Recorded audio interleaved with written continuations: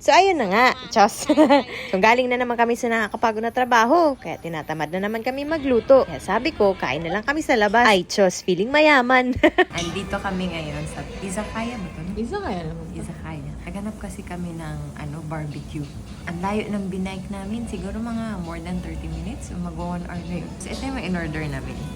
At yun na nga, first time namin dito. At nagulat kami sa mga pagkain nila kasi ang mumura. Akalain mo, 39 yen ang isang sangka pa. Tapos, pag mumorder kayo ng inumin, meron pa kayong libreng 5 chicken barbecue. Tapos, ito pa nakakatawa kasi si kuya, sabi niya, libre daw yung 5 stick ng barbecue. Kaya kami nagtataka, sure ba kaya na libre to? Kasi, alam nyo ba, dati, pumasok din kami sa parang izakaya. Ngayon, ang nangyari, meron silang sinuserve na pagkain. So, akala namin, free yun pag pumasok ka. Ngayon, nagulat na lang kami. Pagtingin namin dun sa resibo namin, ay halaka, tigti 300 pala yung isa. Kagulat, may ganun pala dito sa Japan. Itadakimasu.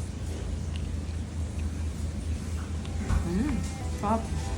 Syempre, hindi mawawala yung kanin. Rice is life kaya tayo. Pumunta kami dito sa inuman para kumain, hindi para uminom.